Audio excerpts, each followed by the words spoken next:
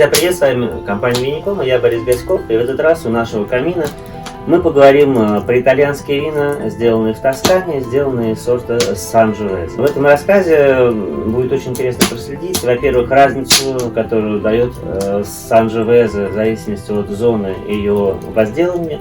У нас с вами вина из трех зон, из Монтепульчано, из Кьянти-Классика и из Монтальчино.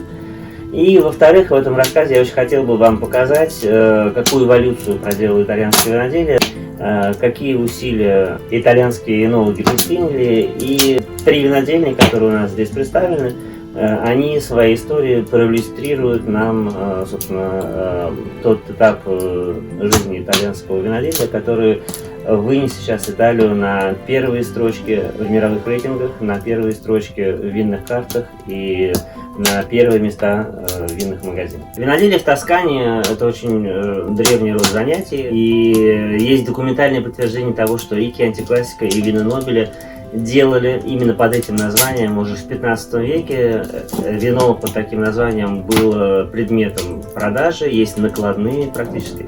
И уже тогда основой для этих вин служил сорт Санджовезе, который является сегодня главным героем нашего рассказа. Санджовезе – это исторический тосканский сорт, он автохтонный, он родом из Тосканы.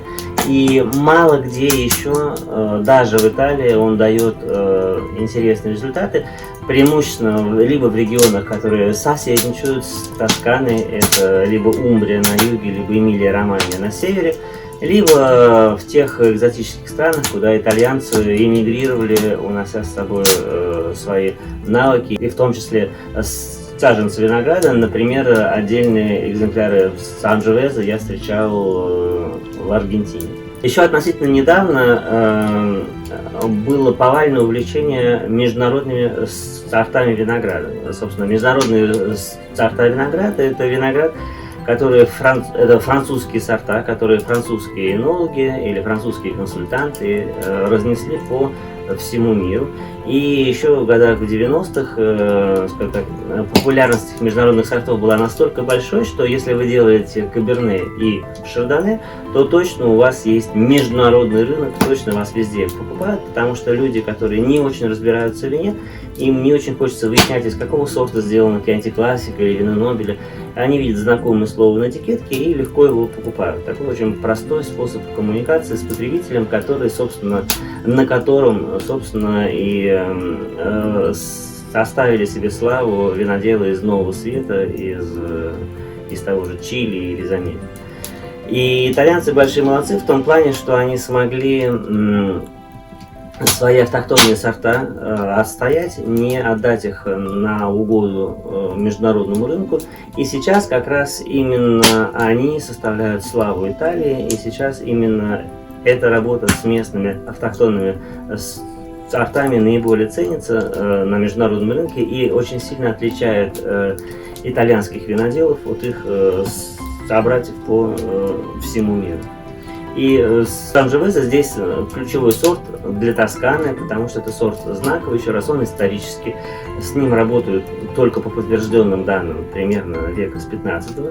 С ним работали все это время. И сейчас для всех этих вин есть специальное законодательство, которое устанавливает минимальную пропорцию сорта Санджовезе, либо 70% как для вина Нобеля, либо там 85% как для Кьянти-Классика, либо вообще 100% как для Брунелло ди Монтальчино. Санджовезе отличает достаточно яркая выраженная кислотность и очень яркая фруктовость. Ключевые ноты для Санджовезе – ноты вишни, сливы, может быть черешни, может быть легкая горчинка, как у сливовой косточки.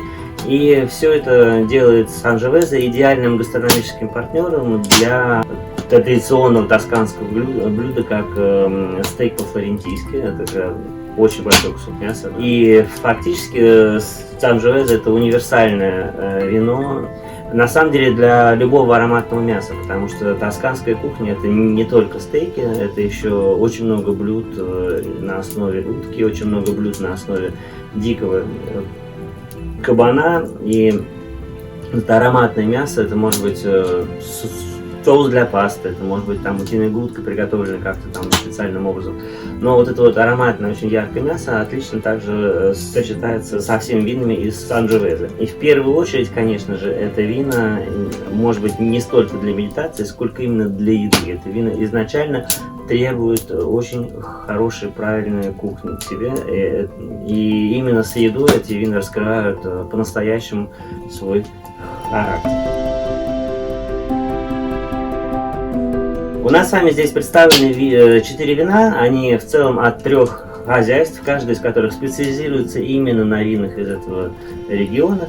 Собственно, предприятие Казаново ди Нери, которое специализируется на винах Брунелло, Кверчебелла, которая сейчас знаковая винодельня в Chianti Classico, и Полициано, которое историческое предприятие из Монтепульчано. И история этих 3 хозяйств, она очень похожа, и вина по стилю, скажем так, достаточно похожи. И здесь очень интересно, мы можем проследить, где же все эти вина сделаны практически из одного сорта винограда. Как говорят итальянцы, протагониста, да, главный герой у нас здесь с вами сорт Санджовезе. И все эти 3 вина сделаны либо на 100% из Санджовезе, либо с преобладанием этого сорта. И мы увидим с вами и в истории этих виноделин, и в том, как они работают с этим сортом, и схожие моменты, и в то же время мы увидим, как в разных местностях, как в разных субзонах Тосканы этот сорт совершенно дает абсолютно разные результаты. И все эти 4 вина от 3 виноделин, они в целом очень похожи, но у каждого из них есть свои индивидуальные различия, которые делают в результате эти вина такими разными. В чем похожи эти 3 винодельни? У них у всех очень типичная для Италии, типичная для итальянской виноделия история. После войны, как вы понимаете, после Второй войны, Италия была достаточно бедным государством, и первое время, 50-е годы, в принципе, никому не было дела практически до каких-то высоких вин, и вся эта история только зарождалась. Затем, в конце 60-х годов, появились достаточно богатые люди, они разбогатели и стремились реализовать свою мечту. Они не были изначально виноделами, но они стремились реализовать свою мечту и купить виноградник.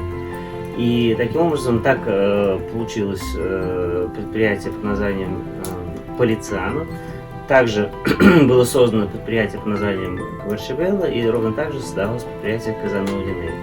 Кто-то немножко раньше, как семья Карлетти из Полициано, кто-то несколько позже, как семья Кастильоне из Кверчебелла, кто-то вот в промежутке между ними, как семья Нери из Казаново ди Нери.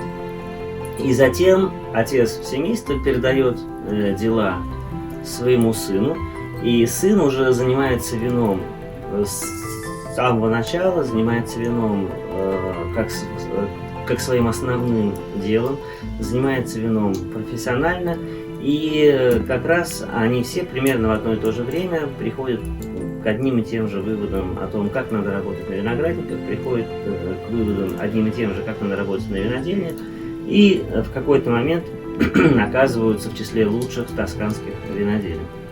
И все это происходит практически синхронно, одновременно. И здесь мы видим, что именно эти люди своими руками создавали ту славу итальянского вина, которую сейчас мы наблюдаем уже вовсю укоренившуюся в наших винных картах и в наших винных магазинах. Таким образом, все эти 3 винодела, они сейчас являются, скажем так, современными классиками тосканского виноделия. Они представляют себя современный стиль. Именно они ответственны за дальнейшее развитие технологий. Уже сейчас, когда Италия в Европе стала такой же важной винопроизводящей страной, как и Франция, ее вина пользуются такой же неоспоримой, очень прочной репутацией. Сейчас итальянцы также очень активно занимаются развитием новых технологий, как для работы в поле, так и для работы на винодельне. И все эти люди прошли первоначальное увлечение выдержкой в новых дубовых бочках, производили очень яркие, очень мощные, очень сильные вина с яркими танинами и с яркими нотами дуба, и все они пришли к тому, что нужно делать вина элегантнее, все они пришли, потихонечку отходят от нового дуба, все они работают уже больше с дубом, который был в употреблении, все они стремятся произвести вино гораздо более фруктовое, сочное, мягкое, чем мощное, тонинное и жесткое. Винодельня Полициано была основана в 60-х годах отцом Дино Карлетти, и Дино, собственно, он учился уже на энолога специально, и очень интересный нюанс, он был однокурсником знаменитейшего итальянского энолога, то, что называется flying enologist, летучего энолога, энолога-консультанта, который консультирует десятки разных хозяйств, Карло Феррини. Карло Феррини — это поистине одна из легенд итальянского виноделия, это действительно тот самый человек, который наряду с Джакомо Такисом и Рикардо Котарелло создавал репутацию, славу современного итальянского вина. И до сих пор Карло Феррини консультирует и Полициано тоже по дружбе, потому что они с Дино большие друзья. Полициано названа винодельня в честь итальянского поэта Амбросио Амброджини, который был родом из Монтепульчано и, собственно, прозвище которого было Полициано.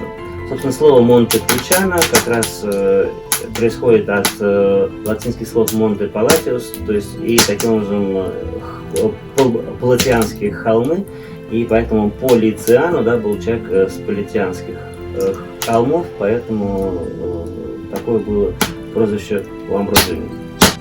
Общее место для всех этих трех виноделин то, что все они начинались с относительно маленьких виноделов, и за те самые 70-е, 80-е годы они очень активно росли, и сейчас они нарастили что как, но прибавили очень серьезно. Например, Корчебелло вообще начиналось с одного единственного гектара, а сейчас таких гектаров хозяйства больше 100.